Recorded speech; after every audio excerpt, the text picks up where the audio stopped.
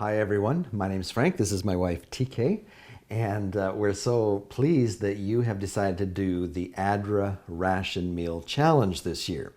And if you have participated in the past, you probably see that we're doing something a little different this year. Rather than send out the ration meal bars that some refugees get, we're doing something that's probably a little more traditional in what refugees and people who have just gone through a disaster would receive in an ADRA distribution. If you've had a chance to look over the materials here, you've probably had the opportunity to see some of the typical things that people might get in an ADRA distribution. Now, just because all of these things are listed here does not mean that any one family would get all of these things. They might just get one or two of these items in a typical distribution.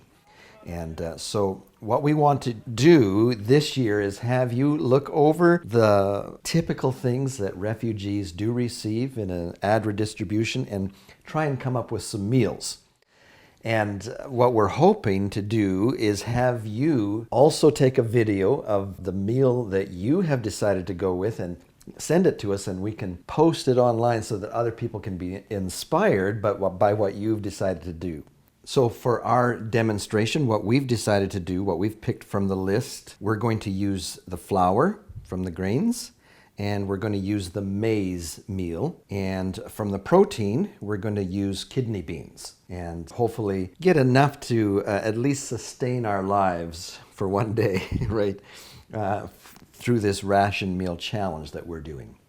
And so let's get started. Here's our kidney beans. We've used dry kidney beans and we've soaked them overnight.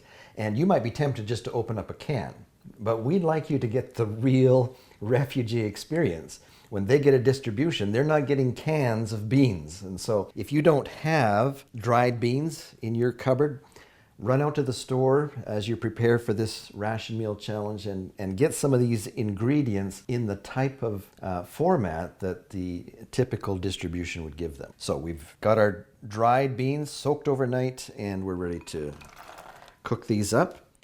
For breakfast, what we've decided to use is the maize meal that's listed here. If you're not quite sure what maize meal is, it's basically the same as corn. And if you haven't ever used cornmeal before, it's found in most Canadian supermarkets, cornmeal. Cornmeal, grits, basically the same. In Africa, there are many countries in Africa that call this ugali, and it's considered to be a real staple there. In fact, some people will say, if I haven't taken ugali, I haven't eaten. They'll have it 3 times a day along with other things. But we're going to have it for breakfast, and we're going to show you how to do that. If you've never made corn cereal for breakfast before from cornmeal, there's a little trick to it that you might want to be aware of. So here it lists 3/4 cup of maize meal. And so we've measured out 3/4 cups. Now, I should say that if there's more than one in your family that are doing the ration meal, you can go ahead and double up on that if there's 2 people in your family so that you can have a little better breakfast. Okay, so our water is boiling, and the trick I was mentioning is to pour it in slowly while stirring, because if you don't, then you're going to get a lot of lumps in your cornmeal. And this doesn't need to cook that long before it's ready to eat. It's a quick breakfast. Oatmeal is actually one of the things that you could have here as an alternative to this. It doesn't look like you get quite as much, only a 1/4 cup of oats. So this might actually give you a little bit more food for breakfast if you choose the maize meal. So there you have it, breakfast. Now, the idea, of course, when you're doing this ration meal challenge is not to fill yourself up with these things. You can tell that you don't get enough to really fill yourself up. The idea is to basically just get enough to survive. And so this is really a day. Some people might just decide to completely fast. But we want you to have that refugee experience where they do get something every day. And so it's more than just fasting for our challenge. We want you to experience what it's like to live as a refugee for a whole day. It's not bad. Yeah. Yeah, very good. I could be happy with that for breakfast. In fact, it looks like a lot. For one day. For one day, yeah. No, I still have a lot more. Really? Yeah. Yeah. For our second meal of the day, my wife has been very ambitious and decided to make the red bean dumplings that come with this document. And she does dumplings all the time, so I'm not too worried. The challenge is that the list of ingredients doesn't come with all of the things that you would normally use, right? So what's missing? The yeast. Right, Or, okay. baking soda. Baking soda. And there's hardly enough salt to go around, right? What else? Sugar. I think this recipe even calls for more sugar than they would get in a day. And so you're going to have to make it more bland than what the recipe even calls for. So I'm very interested to see how this is going to work out. So now you've boiled the beans. You're mashing them now. All right, that's looking pretty good. Yeah. And you've got your oil and your sugar here. So I just add the sugar in here. Now you're saying you don't have to fry it up if you don't want to. If you don't want to, you don't have to. What's the difference between frying it up or just using it like this? I think when you fry up, it would taste a little bit better. But because we have limited resource to... Right, yeah. okay. So this will give people a little bit more of an experience of hardships in the refugee camps. Yes, but we add a little bit of oil in here too. Okay, good. And this will be the filling for the dumpling. Yes. Great. Now, even though the ration calls for 1.5 cups of flour for the day, I don't think we need that much for the dumplings, right? Plus, we'll want some to put down on the Yes. mat. So we just use 1 cup. Okay, so let's see if we can do this like a pizza man. Make a little well. Now, of course, you could do this in a bowl too. We thought about that. We're trying to think about those poor refugees. And you know, it's not just refugees. These are also people that have just gone through a crisis, an emergency situation. It could be a tsunami or even just the waves coming in from a bad hurricane or a cyclone that has totally wiped out everything in their storage, maybe even wiped out their house, and they're having to stay inside of a shelter of some kind with no access to any food. And ADRA comes in and gives them these types of ingredients in a distribution. And they might not have access to a lot of cooking utensils like bowls and that type of thing. What we want to do, even though this is using more than the daily ingredients that you're allowed, we want to show you one more recipe, making some flatbread, just to show you another recipe that you could use as an alternative to dumplings. So while that's resting, let's do the flatbread. All right, this is another recipe. Rather than doing the dumplings, you could do flatbread.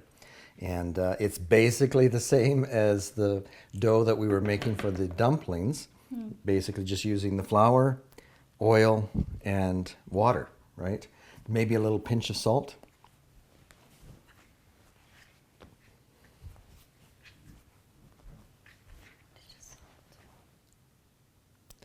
That's your pinch of salt.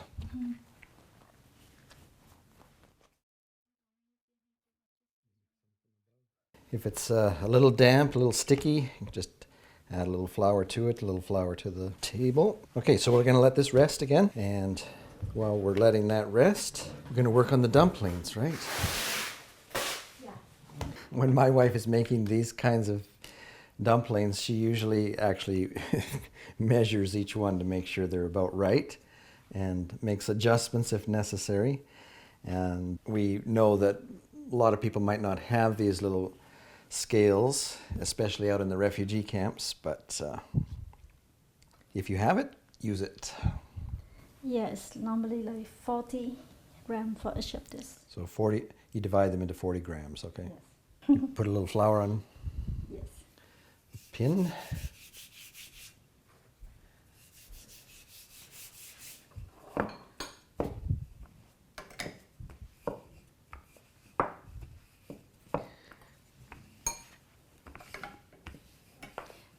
Make it round shape. And Yeah, once you do the first one, then I'll know. we want the outside thinner than the inside.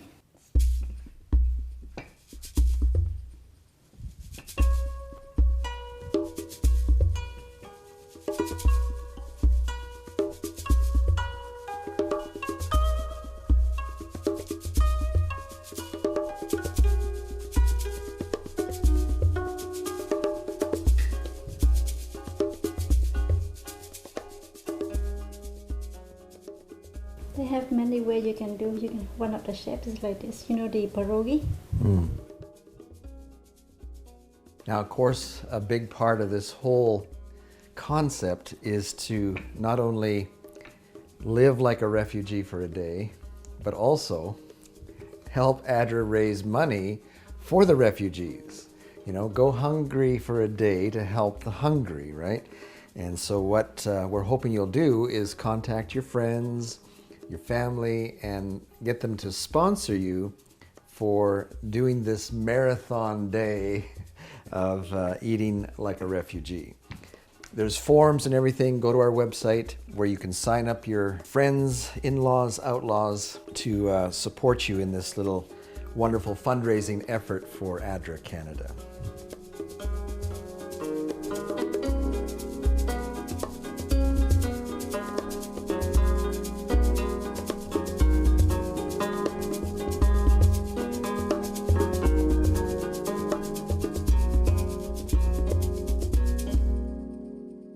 So we've got 6 ready to go, and what we're going to do is steam the three dumplings like you'd normally do with a dumpling. We put a little paper underneath so that the steam coming from the bottom doesn't destroy it. And one we're going to just pop in the boiling water like it calls for in the recipe that ADRA sent out. And then 2 we're going to try frying them up. Let's do this one first. What would you just pop it in the water until it floats and then take it out with this? I hope it doesn't pop open. Yeah, we're not sure how this is going to work. We've never tried putting a dumpling in boiling water before. So let's see what happens.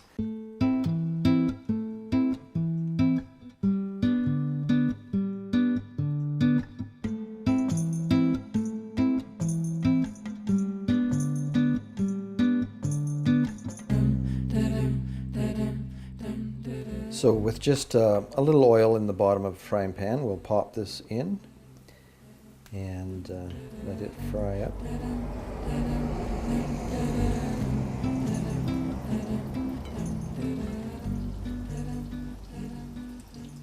So using a towel like this will absorb the condensation that would normally build up on the glass and drop back down on the dumpling. And so that's why the towel is on our pot here. And how's this one? It looks like it's floating, huh? So it should be done. Look at that. Amazing. Yeah. And it doesn't pop up yet. The beans all stayed inside.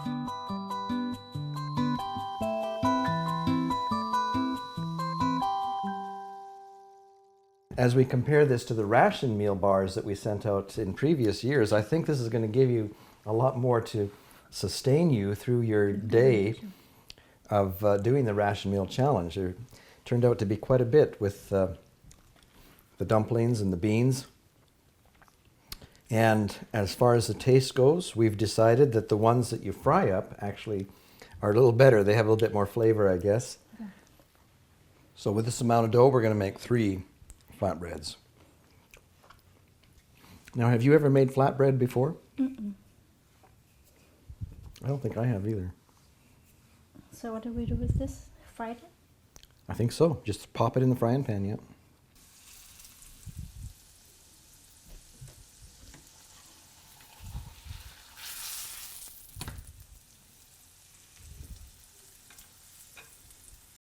It looks beautiful.